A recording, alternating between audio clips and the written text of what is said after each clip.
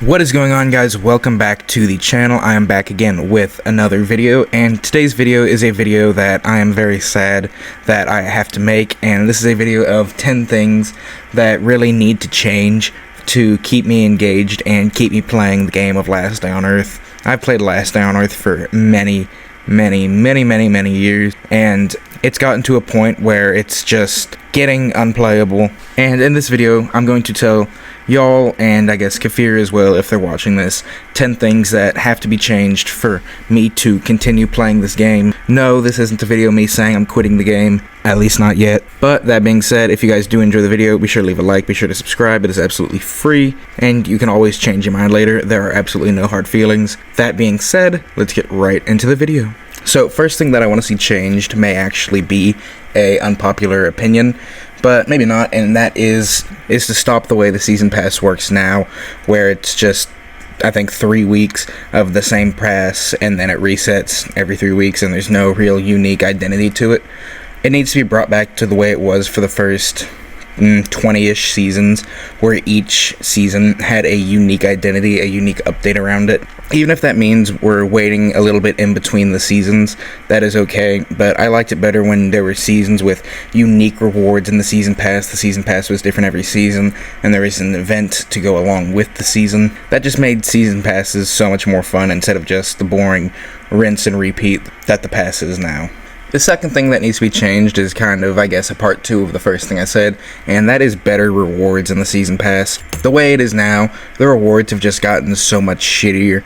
I think it was level 33, it used to be guaranteed for free-to-play players 3 purple blueprints, but then they changed that to 2 regular blueprints, and that's just an example of one of the ways that they ruined the season pass. Also, on top of that, they kind of ruined the crate system that they have in there too. I mean, they tried to advertise it as something that the players would like and something helpful, but it wasn't. Just make the season pass rewards good again, please. Third thing that needs to be changed is when you add locations, they don't need to be some super hard, unique location with so many new, unique features to learn.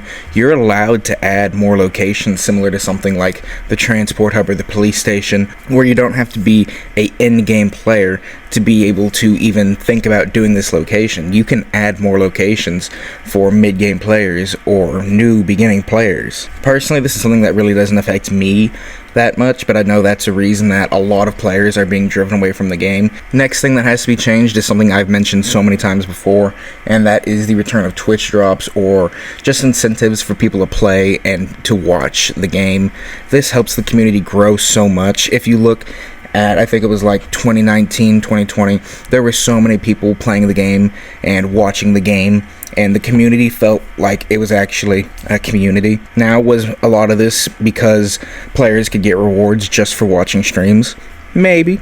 But now without Twitch drops, no one even bothers even going on the app anymore to watch the people who are streaming the game, and then vice versa. No one's playing the game anymore because no one's watching them. I want to say a friend of mine told me that the reason that they don't do Twitch drops anymore was it's an issue with Twitch's side of it, but Kafir, you really might want to invest into talking to Twitch again and bringing Twitch drops back. Next on the list is something that is very wishful thinking, but it is something I believe they teased back in 2017, 2018 when the game was first being released, and that is a console edition of Last Day on Earth. Right now it is mostly a mobile game, with it being possible to play on PC through a emulator, but even then, it's still kind of sketchy. If they were to release an official version on, say, PC, maybe through Steam, and then maybe another version where you could buy it on an Xbox or a PlayStation, that would just expand the player base so much. Because, to be completely honest, a lot of people just prefer playing games on a monitor or a TV as opposed to a tiny phone screen. So if Last on Earth was released on console, then that would bring a brand new player base to the game. Next thing that has to be changed is I feel like Kafir needs to stop abandoning certain parts of the game halfway through. My main kind of point for this is the creator. I feel like the creator has the most potential out of pretty much anything in the entire game, and it's annoying that they just completely abandoned it for a shitty game like Frostborn. If you were to update the creator, then I feel like a lot more people would actually, be playing the creator, and that's something, like I said earlier, something that builds the community. When there's people trying to join clans and going to other clans and shopping and talking to each other, that builds the community. Some of the things that I'd mentioned many times before that I would like to see in a creator update are to nerf the boss or make the loot better, because right now no one wants to fight the boss because they're ridiculously hard for the rewards you actually get. I'd also like to see a new location for PvP. I think it'd just make the game a little bit more interesting. I'd also like to see different types of rewards for winning PvP, so once you're done with putting the dog tags in, it's not just the same rewards for multiplayer. If there were a little bit more variety, that would be completely awesome. And then also fix the creators economy. That's another reason no one plays it anymore, because everything is so goddamn expensive. Inflation's hitting harder in Last Day on Earth than it was in 2020, and that is saying something. Number 7 is something some of y'all might agree with me about, or maybe not. I genuinely don't know how the community feels about this, but I feel like Kefir needs to stop trying to force a storyline dynamic to the game. Last Day on Earth is an open world game, not a storyline game, and so it's annoying when they start bringing events here and there that reuse characters from other events and other locations, and you really can't keep up with the characters because with the events being so far spread apart, last time you heard of a character like, say, Citizen K was probably 5 months prior to the event that they're in now. If you want to add a storyline, fine, but at least make it a little bit more interesting. Next one is personally a big thing that needs to be changed, and that is stop making it to where you have to play an event every day just to be able to get the rewards. So say an event lasts 16 days, you have to play and fully grind out that event for at least 14 days to be able to get the max reward. No one has time for that anymore, or at least I don't personally.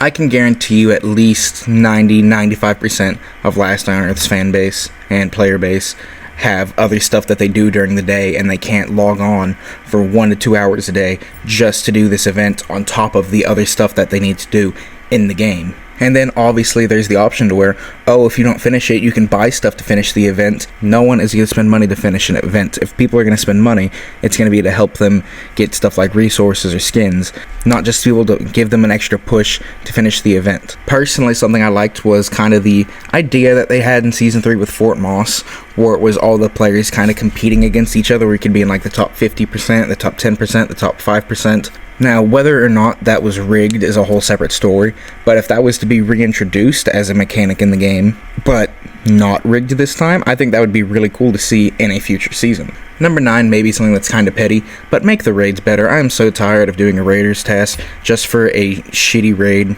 Yeah, I mean, obviously, not every raid's gonna be a really, really good raid that you walk home full of guns, but I shouldn't be going into a raid using a C4 to get a single Glock, an electronic circuit, and a flare gun. Personally, I used to do raids all the time, but now that I spend less time playing the game, raids are just something that have kind of faded out because they're really, personally, to me, not worth it anymore. And then the last thing on the list, which is arguably the most important thing that needs to change, and that is stop making it to where it is so important to buy stuff to get any kind of decent reward. All paying should do is make rewards easier to get, not possible to get. The way most of the events have been recently is you can grind out the event all you want, but if you are a free-to-play player, you're not going to get that top-tier reward of the event no matter how much you play unless you buy. And that is not at all how it should be.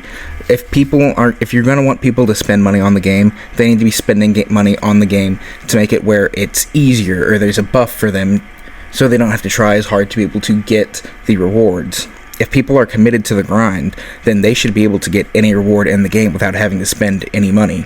This is something that was kind of fixed in the Hunters event update, where, if you grind out the whole thing in the 16 days, then you can get the top reward. But, like I said earlier, no one's going to be playing for 16 days. Especially with an event that was honestly kind of boring like the Hunters event. And that is the video, guys. I hope y'all did enjoy. Again, if you guys did, please feel free to leave a like and subscribe. Check out other videos on the channel. You never know. You might like it, you might not. No hard feelings whatsoever. If you guys ever have any questions about the game, you can ask them in the comments down below, and I will answer every single one of those questions to the very, very best of my ability. Or if you want, Discord is also in the description, where I will hold future events. I know an event that I'm doing in the future is at 2,000 subs. I'm going to be doing a gift card giveaway there, so if that's something you might want to be a part of, maybe go and join. But anyway, with all of that being said, that is pretty much going to be all for me. Hope to see each and every one of y'all in the next video. I am out. Peace.